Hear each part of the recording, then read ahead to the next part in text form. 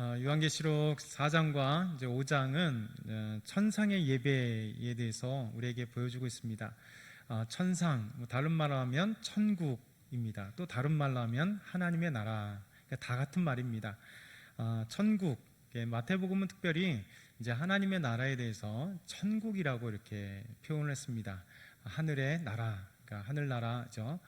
왜 그러냐면 마태복음은 유대인들에게 쓰여진 복음서이기 때문에 유대인들이 하나님의 이름을 부르지 않습니다. 그래서 여호와의 이름을 아도나이라 부르거나 다른 이름으로 이렇게 불렀어요. 그러다 보니까 하나님의 나라, 그러니까 하나님의 이름, 여호와의 이름을 피하기 위해서 천국이라고 마태복음 그렇게 특별히 사용합니다. 다른 복음서는 이제 하나님의 나라라고 천국, 하늘나라, 하나님의 나라라고 표현합니다. 그래서 하나님의 나라는 두 가지입니다. 천국은 두 가지예요.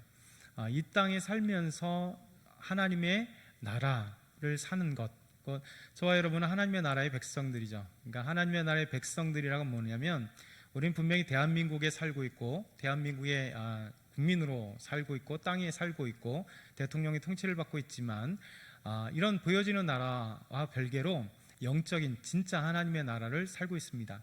그 하나님의 나라는 통치의 개념입니다.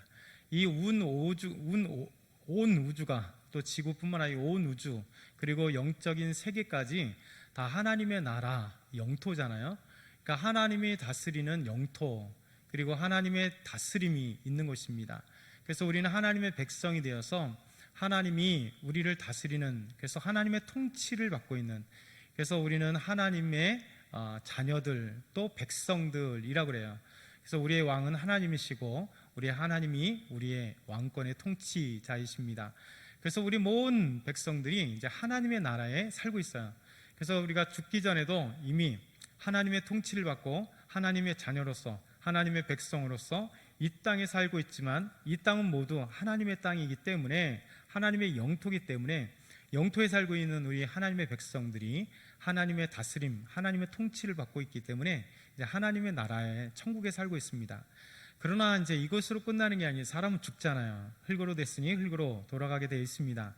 그러면서 우리가 죽으면 이제 천국에 하나님의 나라, 이제 영원토록 육신이 있기 때문에 이 세상의 하나님의 나라는 뭐 50년이 됐든 100년이 됐든 이제 삶을 마감할 수밖에 없습니다.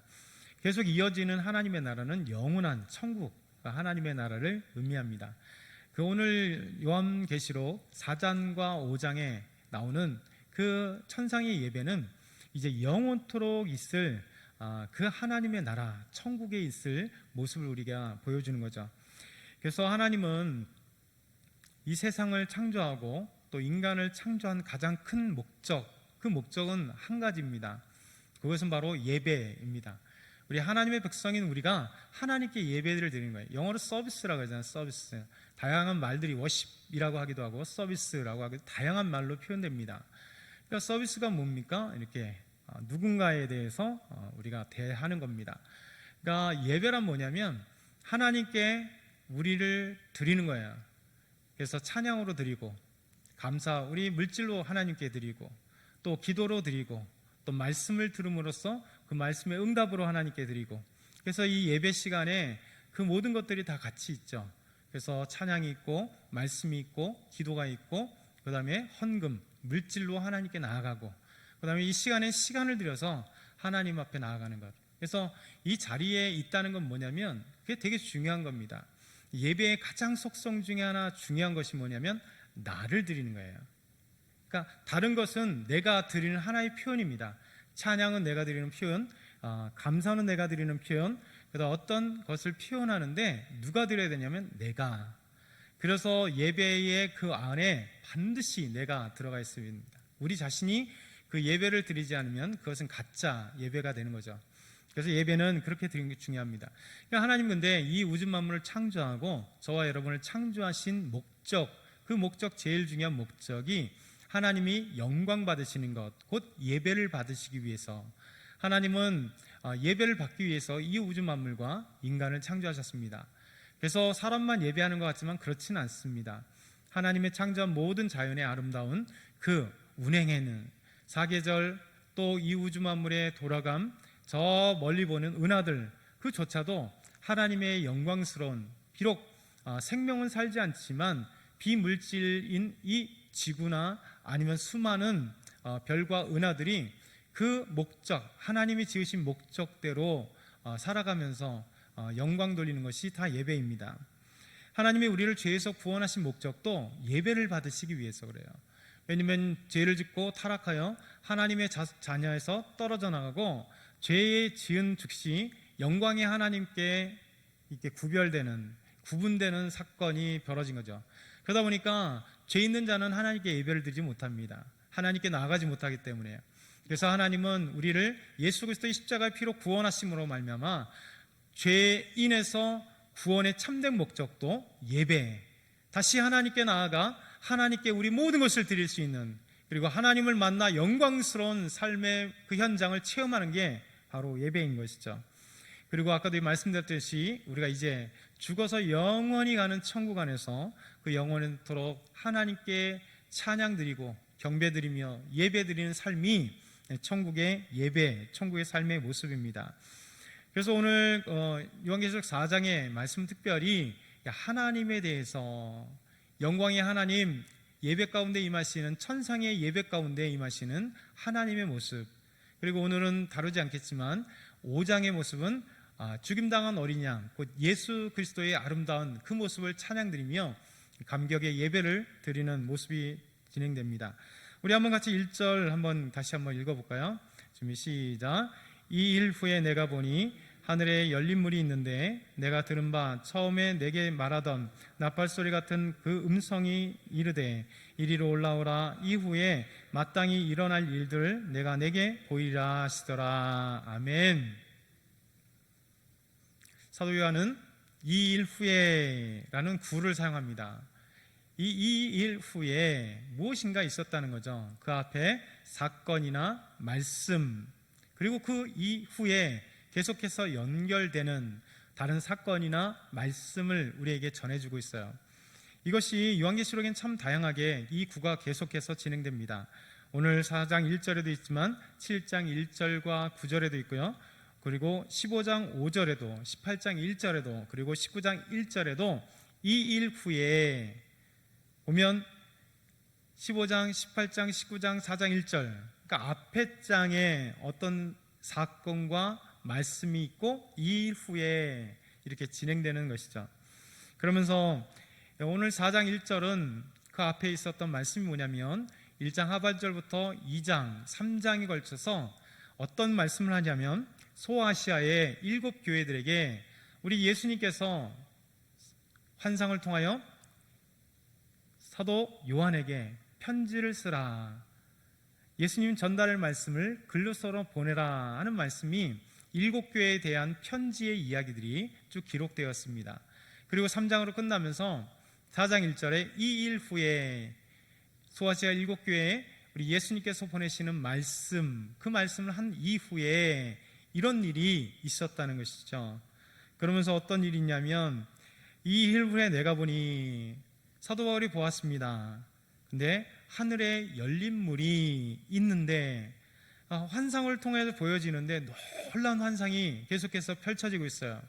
어떤 환상이 펼쳐지냐면 하늘에 열린 문이 있대요. 문이라고 하는 표현이 있습니다. 성경에는 문이라는 표현들이 참 많아요. 그럴 뿐만 아니라 고대에는 이 문이라는 표현들을 참 많이 사용했습니다. 어떤 문이요? 천국으로 가는 문, 지옥으로 가는 문. 그래서 요한계시록 1장 18절에도 사망과 음부의 열쇠, 이게 문이에요. 사망과 음부, 곧 죽음이죠. 지옥으로 가는 열쇠, 지하세계 가는 열쇠, 문이다라고 얘기합니다. 그럼 오늘 말씀은 하늘에 문이 있대요. 그 문을 통과해야 천국이 보이겠죠. 그러니까 여러분 그냥 쫙 영상으로 한번 생각해 보세요. 하늘이 보이고 사도 요한이 하늘을 봤는데 그곳에 하늘에 큰 문이 있어요. 그리고 그 문이 열릴 때 누가 열어요? 하나님이 여시는 거예요. 그러면서 쫙 천국이 보여지는 겁니다. 환상 가운데. 그것을 생각하시면 됩니다. 이게 문이 고대에도 많이 있다 그랬잖아요. 이집트도 보면 그 지하 세계로 가는 게 문이 있어요. 지하 세계 가는 문, 거길 지키는 게 누구예요? 지하 세계의 가장 중요한 지킴이 아비누스 신이 그것을 지키는 거죠. 그리스도 신화에도 마찬가지입니다. 그리스도 안에서 보면 사람은 죽어서 하데스로 갑니다. 하데스. 그러니까 이 하데스는 지옥과 같은 곳, 지하 세계에 있대요. 근데 우리 성경하고는 달라요. 그리스 신화를 보게 되면, 그리스 신화에 보면 이 하데스는 사람이 죽어 영혼이 가는데 그냥 무의식 상태야. 아무런 의미 없는 그 영혼이 계속 영혼토로 있는 거예요. 그러니까 얼마나 비참해요. 근데 이것이 누가요? 신이 아닌 모든 인간이, 그러니까 잘나고 못나고 상관없이 그렇게 불쌍한 영혼들이 그 하데스에 있는 거예요. 그러나 우리 성경은 그렇게 얘기하지 않습니다. 사람은 죄를 지으면 반드시 하나님께 심판받아 영원한 지옥이고, 하나님의 자녀들, 구원받은 백성들은 영원한 천국에서 죽음도 맛보지 않고 죽지도 않고 눈물도 흘리지 않고 병도 없고 정말 행복한, 하나님만을 찬양한 그 아름다운 영원한 천국으로 가게 된다, 이렇게 말씀하고 있죠. 그러면서 그리스도인은 지옥의 세계 하데스로 갈 때 거기 문이 있어요. 그래서 하데스의 문이다, 이렇게 있습니다. 그래서 그리스 신화가 있는 이 소아시아나 그리스나 아니면 여러 곳에 이런 신의 그 신전에 하데스 동굴, 이게 문이 있는 데가 있었습니다. 제가 이스라엘 있을 때 바니아스 폭포 위에 큰 절벽 안에 거기 판신전, 목축신이거든요. 판신전이 이제 깎여 있는 것, 그 앞에다가 이제 신전을 했는데 이 돌멩이 신전은 다 무너지고 판신전에 그 조각만 이렇게 있습니다.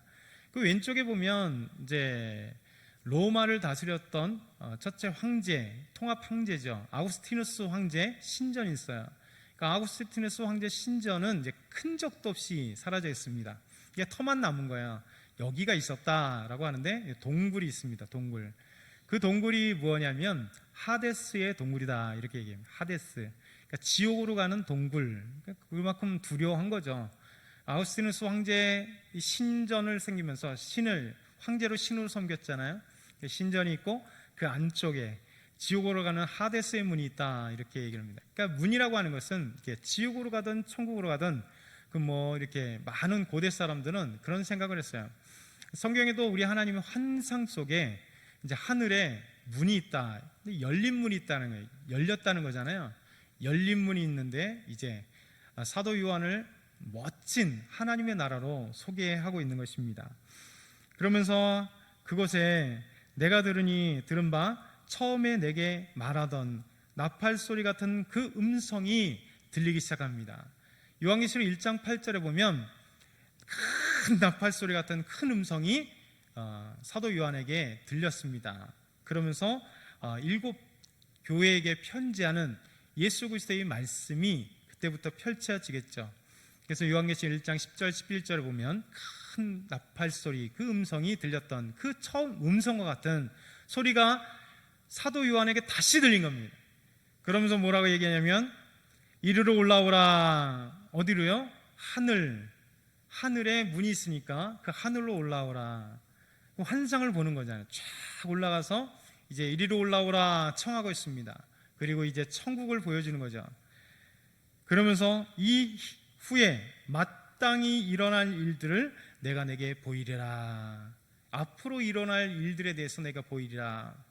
그러면서 지상에 있을 앞으로에 될 일이 아니라 이제 우리 모든 사람들이 사도 요한이 죽어도 이제 곧 보게 될 그 천상의 예배, 그리고 우리 모든 사람들이 죽어서 이제 가야서 보여하게 될 천상의 예배를 보여주시고자 원하신 거예요. 그러면서 이 후에 마땅히 일어날 일을 내가 내게 보이리라, 우리 하나님 말씀하시는 겁니다. 2절에 보면 내가 곧 성령에 감동되었더니 보라 하늘에 보좌를 베풀었고 그 보좌 위에 앉으신 이가 있는데, 사도 요한은 지금 이제 성령에 감동에 됐대요.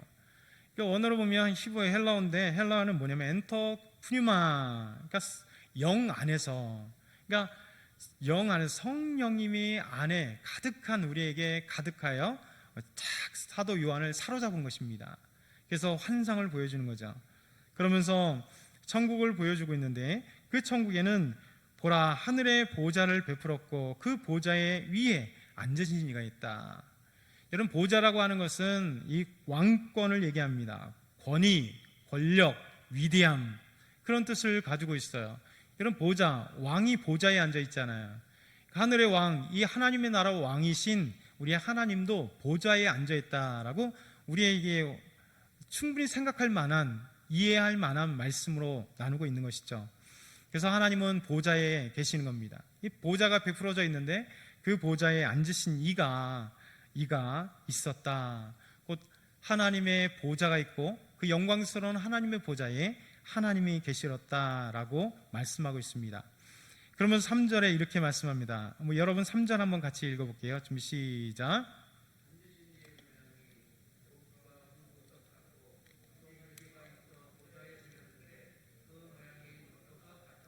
아멘. 여러분 앉으신 이의 모양이 어떻습니까? 비유적인 말씀입니다. 그런데 벽옥과 홍보석 같고 그리고 무지개가 있는 보좌를 쫙 둘러서 있다. 이거 그려지나요? 하나님의 보좌가 있고 하나님이 앉아 계시는데 그 보좌, 그 하나님이 앉으신 그 보좌에 앉으신 하나님의 모습이 너무 아름다워서 마치 벽옥과 홍보석과 같은 그 아름다운 같은이라고 하는 이 지규를 사용하고 있습니다. 그러면서 무지개가 쫙 둘러앉아 있는, 여러분 천상의 하늘문을 쫙 열었더니 쫙 하나님이 보시는데 하나님의 그 표현이 그렇다는 거예요. 보좌가 있고 앉으신 그분이 있다. 벽옥은 성경에 보면 이 하나님에 대한 지규, 그러니까 벽옥 같은 하나님, 이 아름다운 보석과 같은 하나님, 빛나는 하나님, 그러면서 하나님의 영광을 나타내는 새 예루살렘도 벽옥으로 나타내집니다. 21장 19절에 보게 되면 천상의 예루살렘, 예루살렘 성이 쫙 둘러앉아 있고 문이 뭡니까? 진주, 벽옥, 수많은 그런 아름다운 그 보석도 있는, 그러니까 가장 아름답다는 거예요. 사람이 형용할 수 없는 그 아름다운 금과 보석과 진주와 다이아몬드와 사파이어와 수많은 것들이 휘황찬란하게 있는 하나님의 새 예루살렘, 천국이 그런 모습들을 우리에게 보여주고 있습니다. 이런 보석이 아니에요. 그러면 문제가 되죠. 실제 보석이라면 영혼이 실제 안에 이렇게 있나, 이런 생각이 듭니다. 근데 하나님은 환상 가운데 우리가 이해할 수 있는 천국의 모습을 아름답게 보여줘요. 여러분 얼마나 멋있습니까?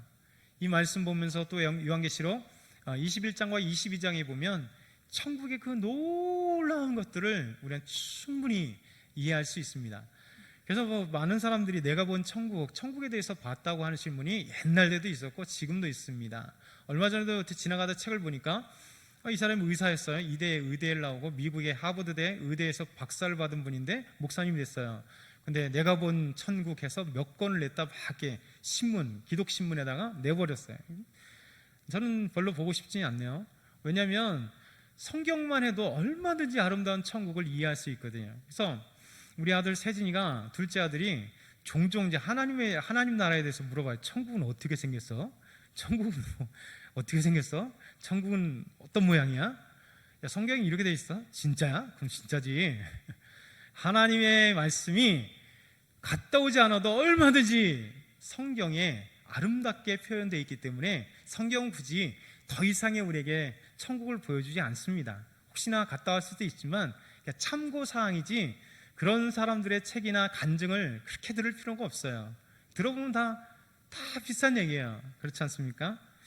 이렇게 놀랍게 이제 하나님의 나라를 너무 멋진 표현들로 우리에게 이해해주고 있어요. 이해할 수 있잖아요. 얼마든지.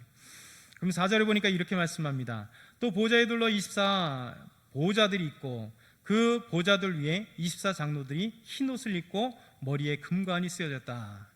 여러분 보좌가 하늘문을 여니까 큰 보좌가, 그 보좌에 앉으신 하나님이, 그리고 보좌들이, 천사의 보좌들이, 그리고 24 장로, 12장로 24 장로 보좌들이 쫙 있고 거기에 흰 옷 입을 장로들이 머리에 금관을 쓰고 앉아있다. 얼마든지 그려볼 수 있죠. 쫙 그런 모습으로 그려져 있습니다. 이런 보좌에 앉아있는 그 보좌에, 하나님 보좌 옆에는 천사들의 보좌가 있고 14장로 둘레에 24장로의 보좌가 있습니다. 여러분 24 보좌는 24장로가 뭘까? 그런 것들이 구약에 연관된 장로일까? 신학자들은 많은 것들 결론을 내지 못합니다. 그래서 구약의 많은 장로들의 그 대표성이 아닐까, 그렇죠? 그런 내용도 있고, 또 이것이 천사가 아닐까, 그런 내용도 있습니다. 이사야서 24장 23절에 보면 그때의 달이 수치를 당하고 해가 부끄러워하리니 이는 만군의 여호와께서 시온산 예루살렘에서 왕이 되시고 그 장로들 앞에서 영광을 나타내실 때에, 그러니까 우리 하나님이 시온산 예루살렘에서 영광을 드러내실 때 그때도 장로들이 함께 했었던 모습들을 우리에게 보여줍니다. 그래서 5절에 보면 보좌로부터 번개와 음성과 우리소리, 어서 많이 들어보는 그런 그림 아닐까요? 어디서 볼까요? 모세가 시내산에서 하나님을 만날 때 천둥과 우레소리로, 하나님이 사람 앞에 직접 나타나면 모든 사람이 죽기 때문에 모세조차도 천둥으로 울리는 음성과 뇌성과 그리고 엄청난 구름 사이에 음성으로 그 하나님을 만날 수밖에 없었던, 그래서 사도 요한도 환상으로 천국을 가서 하나님 보는데, 천상의 예배를 둘러보는데 하나님에 대해서 그냥 이것같이 아름다운 벽과 홍보석과 그 보좌에 무지개가 둘러싸여 있고 어마어마한 그 환상의 모습을 보지만 하나님에 대해서 눈을 봤다는 얘기하지 않습니다. 너무 화려해서 말로 가히 표현할 길 없는 하나님의 놀라운 그 모습을 우리에게 보여주고 있어요. 그러면서 다시 보좌로부터, 하나님으로부터 번개와 음성과 우레소리가 나고 보좌 앞에 현 등불 7이 있는데 이는 하나님의 7 영이라. 놀라운 하나님의 거룩과 권위와 위엄이 보좌에 있습니다. 그러면서 보좌 앞에 현 등불 7이 있어요. 7은 7개라고 생각도 되겠지만 7은 완전수입니다. 완전한 7 등불이. 그래서 하나님의 7 영이라고 얘기를 해요. 성령, 하나님의 영을 이렇게 얘기합니다. 계시록 1장 4절을 보면 요한은 아시아에 있는 7교회에 편지하노니 이제도 계시고 전에도 계셨고 장차 오실 이와 그의 보좌의 앞에 있는 7 영과, 또 3장 1절에도 사대교회 사자에게 편지하노라. 하나님의 7 영과 7별을 가지신 이가 이르시되 내가 내 행위를 아노니 내가 살았다 하는 이름은 가졌으나 죽은 자로다. 7 촛대, 때로는 교회를 얘기하고 교회 머리신 예수 그리스도, 때로는 성령을 얘기하기도 하고, 그러니까 약간씩 다르고 정확한 얘기를 할 수 없지만 그래도 하나님의 영이라고 생각됩니다. 그러면서 주석학자들은 이사야 11장 2절 3절을 보면 하나님의 영이신, 제가 세보면 7개인데 6개인데 그 하나에 다른 것을 하나 또 넣었더라고요. 무엇이냐면 그 위에 하나님의 영 곧 지혜, 총명의 영 총명, 그리고 모략과 재능의 영 모략과 재능, 그리고 지식과 여호와를 경외하는 영, 6개인데 수석학자는 이제 겸손인가 뭔가를 집어넣어서 7개의 영, 곧 성령임을 가리킬 때 7가지의 영, 그래서 7가지를 가리키는 영, 곧 성령을 가리킨다라고 말씀합니다. 완전하신 성령님이 하나님의 보좌 옆에 있다라고도 할 수 있습니다. 6절에는 이렇게 말씀합니다. 같이 한번 6절 읽어볼까요? 시작. 보좌 앞에 수정과 같은 유리바다가 있고 보좌 가운데 보좌 주위에 4 생물이 있는데 앞뒤에 눈들이 가득하더라. 4 생물. 여러분, 천국엔 천상에는 4 생물이 있대요. 어서 많이 들어본 것 같죠? 성경 공부를 많이 하고 성경을 많이 보신 분은 탁 어디가 생각나야 돼요. 어디가 생각날까요? 4 생물이 나타나는 에스겔의 4 생물이 나타납니다. 그러면서 이 생물에는 수정과 유리바다, 그러니까 4 생물이 있고 천국에 수정같이 그리고 유리바다가 쫙 펼쳐져 있대요. 에스겔 1장 22절, 그 생물 머리 위에는 수정 같은 궁창 형상이 있어 보기에 두려운데 그들의 머리에 펼쳐져 있고, 22장 요한계시록 22장 1절과 2절, 잘하는 천국에도 이렇게 표현했습니다. 또 그가 수정같이 맑은 생명수의 강을, 수정같이 맑은 생명수의 강을 내게 보이니 하나님과 및 어린 양의 보좌로부터 나와서 길 가운데 흐르더라.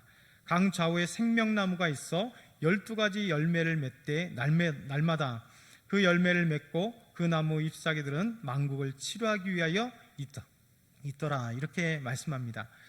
그러니까 영원한 천국에 이렇게 아름답게 수정과 같이 또 유리바다 같은 그런 아름다운 강이 흐른다 이렇게 표현되고 있습니다. 7절에는 그 생물이 무엇인지 말씀합니다. 그 첫째 생물은 사자 같고 그 둘째 생물은 송아지 같고 그 셋째 생물은 얼굴이 사람 같고 그 넷째 생물은 날아가는 독수리 같다라고 말씀하세요.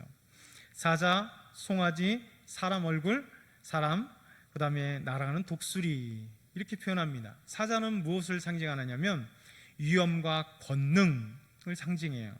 송아지는 꾸준한 노력과 인내를, 노동력과 인내를, 사람은 지성을, 독수리는 최고의 주권을 상징하는 이 네 생물들이 잘 있다라고 얘기합니다. 사복음서도 네 생물로 우리에게 표현됩니다. 이 사복음서의 특징을 가지고 신학자들은 네 생물을 가지고 특징을 표현합니다.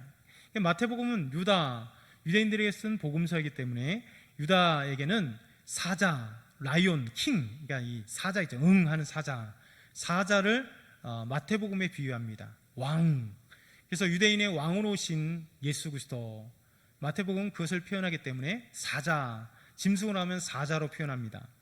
마가복음은 고난받는 종, 여호와의 종, 이 고난받는 종으로서의 예수님, 정말 종으로서의 예수님. 그래서 고난받는 종을 표현하기 위해서 송아지, 소로 표현하면 송아지. 누가복음은 뭘로 표현하냐면 인자, 사람의 아들로 이 땅에 오신 사람의 아들의 측면으로 누가복음을 많이 설명하기 때문에 인자로 표현되는 사람의 아들, 그러니까 사람의 얼굴, 이 네 생물 중에 세 번째 사람. 요한복음은 뭘 표현하냐면 독수리가 뭡니까? 제왕이죠, 제왕. 그래서 독수리는 하나님의 아들의 상징. 그래서 요한복음은 하나님으로서의 예수님을 잘 표현해주고 있잖아요. 그래서 이렇게 네 생물로도 복음서를 표현하고 있습니다. 그래서 이 네 생물들은 천사라고 하기도 합니다. 그래서 많은 주석학자들이 이 네 생물, 표현되는 이 네 생물이 천사들의 모습들을 각가지 그 권능과 상징을 갖고 있는 천사들의 모습이다라고 얘기합니다.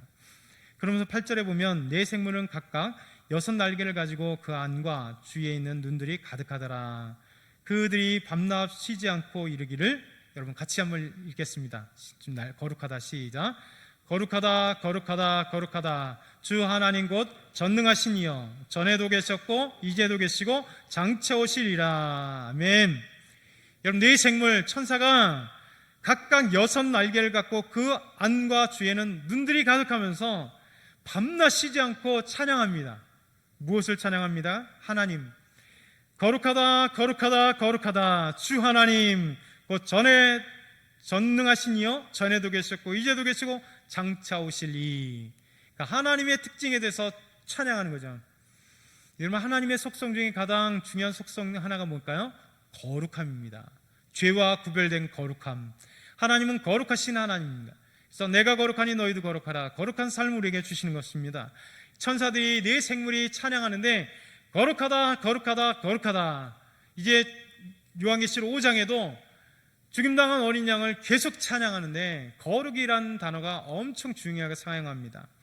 그래서 천상의 예배는 이렇게 24 장로들이 둘러앉아 있고, 그래서 네 생물이 하나님을 찬양하는데 하나님을 향하여 거룩하다, 거룩하다, 거룩하다, 밤낮 쉬지 않고 하나님을 찬양하는 천상의 예배가 진행되는 것이죠. 그 하나님 누구십니까? 주 하나님 곧 전능하신 하나님이시다. 그리고 전에도 계시고 그리고 지금도 계시다. 무슨 얘기입니까? 영원하신 하나님, 곧 거룩하신 하나님, 전능하신 하나님, 영원하신 하나님. 그 하나님이 거룩하다, 거룩하다, 거룩하다. 그리고 이제도 계신 그 하나님이 장차 오실 하나님, 심판주로 이 땅에 오실 하나님을 찬양하고 있습니다. 여러분, 이 찬양은 거룩하다, 거룩하다, 거룩하다는 구약에도 나와요. 스랍 천사들이 찬양하는 그 환상을 이사야 선지자가 보았거든요. 이사야 6장 2절과 3절, 얼마 안 남았는데 여러분 표현하시죠? 이사야 6장 2절과 3절 한번 찾아보겠습니다. 구약성경 이사야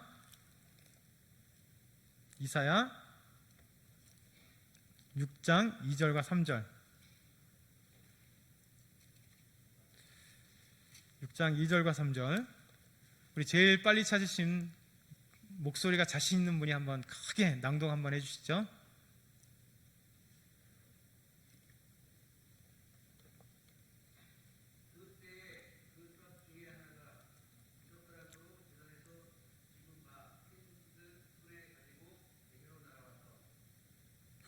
이사야 6장 2절과 3절이에요.